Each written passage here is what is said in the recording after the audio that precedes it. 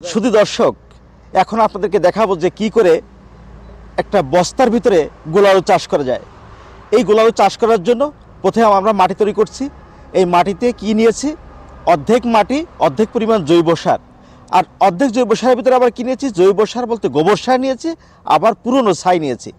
তাহলে আমার কি হলো, 4 ভাগের 1 ভাগ হচ্ছে আপনার ছাই মাটি, 1 ভাগ হচ্ছে গোবর সার, আর 2 ভাগ হচ্ছে মাটি।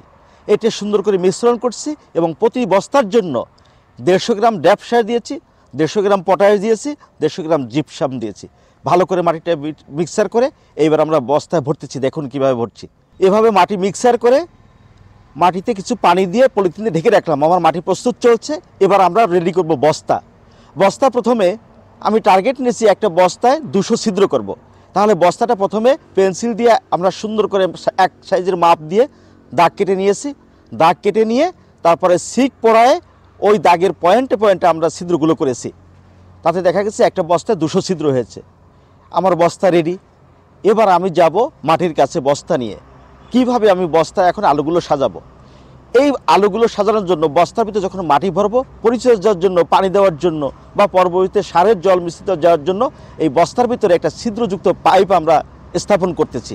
দেখুন আমরা কিভাবে করছি। এভাবে পাইপটা বসালাম।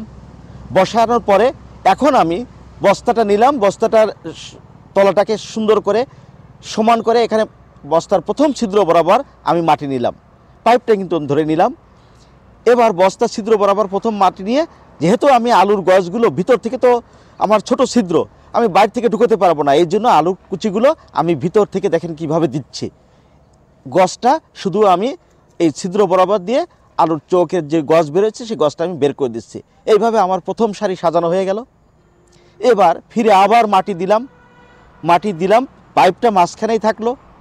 কেউ যদি মনে করেন যে পাইপের ভিতরে কাদা আসতে দেবো না, তাহলে আমরা ওই যে নেট একটা প্যাচ দিয়ে, যাকে বলে ছাঁকনি, একেবারে ফিল্টারিং ব্যবস্থা করেও নিতে পারি।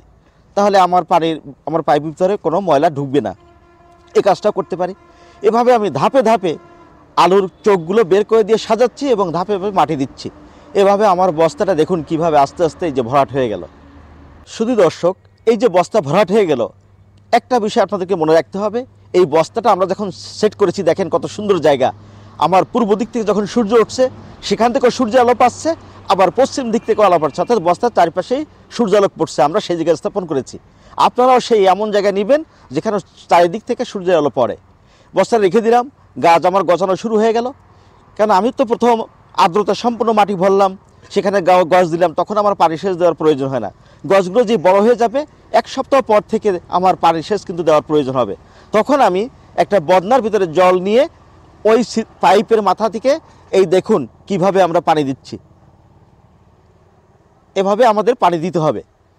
তাহলে আমাদের বস্তাটা পানি দিলে একদম পাইপ বেয়ে আমার বস্তার নিচ থেকে একেবারে উপর পর্যন্ত সুন্দর চারিপাশে ভিজে গেল। এতে কি সুবিধা, পানি দেওয়ার যেমন সুবিধা, আমার যখন যেহেতু আলু গাছ লাগাচ্ছি, এবং বস্তায় কেন লাগাচ্ছি দেখেন, এই বস্তাটা 200টা ছিদ্র করে 200টা আলু দিয়েছি। এখন এই গোলালু চাষের জন্য আমার মাঝে মাঝে সারের দেওয়া প্রয়োজন হতে পারে।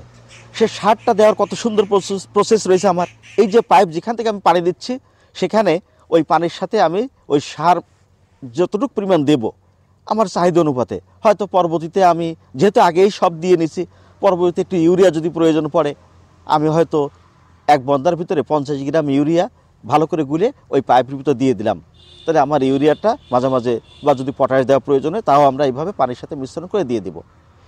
এই দিয়ে দিলে কি হলো, দেখা গেল যে আমার যেখানে এই বস্তায় যতগুলো আলু লাগাইছি, এখানে যতটা জায়গা লাগতো সেইখানে আমি 4টে বস্তা কম করে আমি এভাবে সাজায় রাখতে পারতেছি। তাহলে আমি ওই একই জায়গা থেকে আমি 4 গুণ আলু তুলতে পারতেছি। তাহলে আমরা অল্প জায়গা থেকে আমরা বেশি পরিমাণে আলু উৎপাদন করতে পারবো, এই সুবিধা। তারপর হচ্ছে কি, যাদের জায়গা কম আছে, যাদের ছাদ আছে, বা বসত বাড়ির প্রতি জায়গা যেখানে সূর্য আলো পড়ে, আমরা সে জায়গায় করে আমরা পরিবারে কিছুটা চাহিদা মেটাতে পারি। এবং এটা যেহেতু শৌখিন কাজ, মনের আনন্দ এবং মনের খোরাকটাও আমরা এখান থেকে পেতে পারি। এভাবে যদি আলু চাষ করি, আমাদের আলু গাছ যখন বড় হবে, তখন একটু খেয়াল রাখতে হবে যে ছত্রাকনাশক একটু দিব, যাতে ছত্রাকজনিত কোনো রোগে আক্রমণ না করে। আর যেহেতু বস্তায় করব এবং বাড়ির ছাদে বা পরিষ্কার জায়গা থাকবে, এখানে রোগ পোকাও কম হবে আশা করি। যদি হয়ে বসে আমাদের যে কোনো একটা ছত্রাকনাশক ম্যানকোজেব গ্রুপের প্রথমে আমরা একটা স্প্রে করে দিব, তাতেই এনাফ। আর যদি কোনো শোষক পোকা লাগে সেক্ষেত্রে এই ইমিডাক্লোপিরিড গ্রুপ এর যে কোনো একটা কীটনাশক আমরা স্প্রে করে দিব। এভাবে আমরা পরিচর্যা করে আমরা অল্প জায়গাতে অল্প সময়ে একটা ভালো ফসল পাবো আশা করি। ধন্যবাদ সবাইকে।